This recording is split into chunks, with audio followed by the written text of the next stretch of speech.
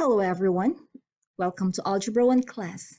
This is Mom Joy and I'm here to help you out in your next math journey. Today's lesson is about real numbers. What are real numbers? Is there such a fake number?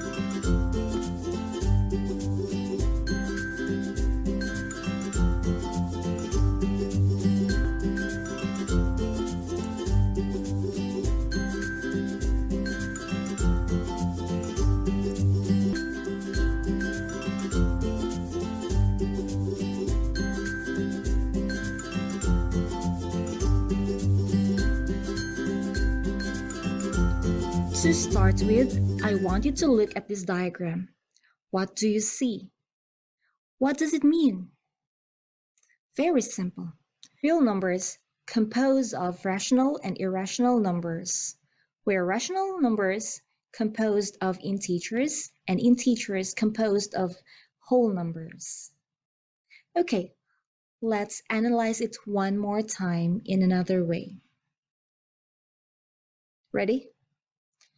Whole numbers belong to integers. Integers belong to rational numbers, and both rational and irrational numbers belong to real numbers. Much better? Well, what are these kinds of numbers? A rational number is a real number that can be written as a ratio of two integers, a and b. We write as a over b, where b is not equal to 0. A rational number written in decimal form is terminating or repeating. Terminating means the number never stops. When say repeating, the number goes on and on without end.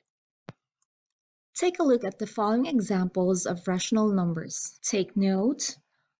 A rational number can be written in a fraction form.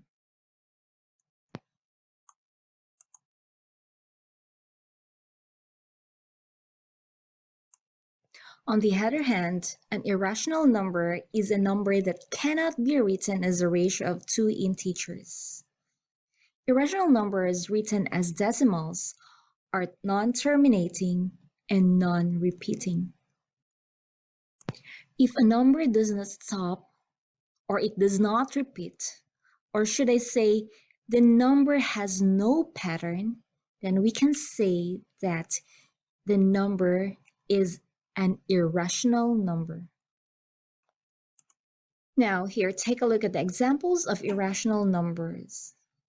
So you can see the most famous irrational number, the value of pi, which is never ending.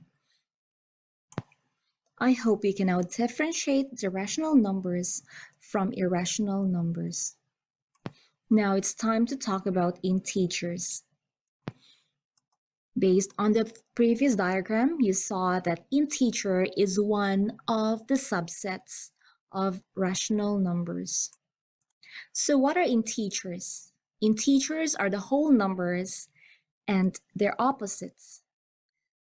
-3, -2, -1, 0, 1, 2, 3, and so on. Integers are rational numbers because they can be written as a fraction with 1 as the denominator. Next, the whole numbers. Whole numbers are the set of numbers that include 0 and the set of natural numbers, or we call them counting numbers, 1, 2, 3, 4, 5, and so on. There you go, you have learned all the components of real numbers. Just a quick review on the number line.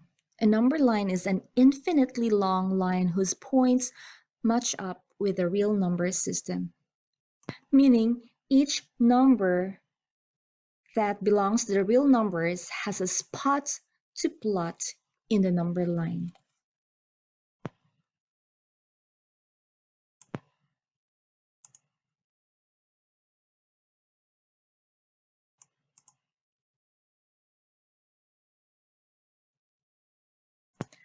Moving on, have you heard about absolute value? Why is it the number called absolute value?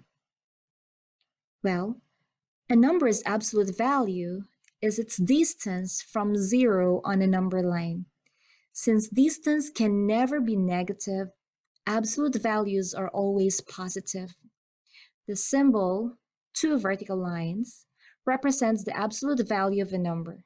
This symbol is read as the absolute value of, let's say for example, -3 is 3. Opposites. Two numbers that are equal distance from zero on a number line are called additive inverse. The additive inverse property states that if you add two opposites together, their sum is 0. For example, -3 plus 3 is 0. 3 is the opposite of -3, and of course, -3 is the opposite of 3. Reciprocals. Two numbers are reciprocals if their product is equal to 1. To write the reciprocal of 2/3, switch the numerator and denominator. So the reciprocal of 2/3 is 3/2, or 3/2. So 2/3 times 3/2 is equals to 6/6, which is 1. So you see the product of two reciprocals is equivalent to 1. In the previous lesson, you've learned about the algebraic expression. We know that variables will only make sense if it represents a value. So to find the value of an algebraic expression, we need to evaluate. Evaluate means to find the value of an algebraic expression by substituting numbers in for variables. For example, evaluate the variable when n is equals to 6, meaning we simply change the value of n to 6. And so we have 6 plus 8 is equals to 14. For n minus 2, change n to 6. So 6 minus 2 is equivalent to 4. Again, evaluate means to solve by substitution. Now it's your turn to apply what you have learned. You may now pause the video and work on each item. You may continue to play the video to check your work later.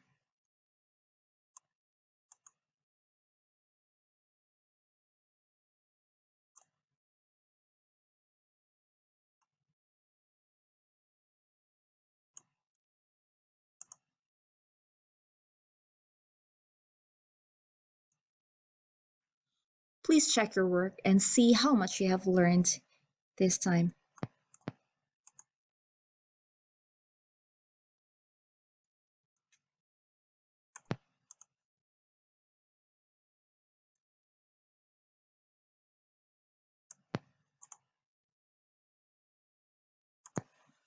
I hope you find this video helpful. See you again in the next lesson. Bye!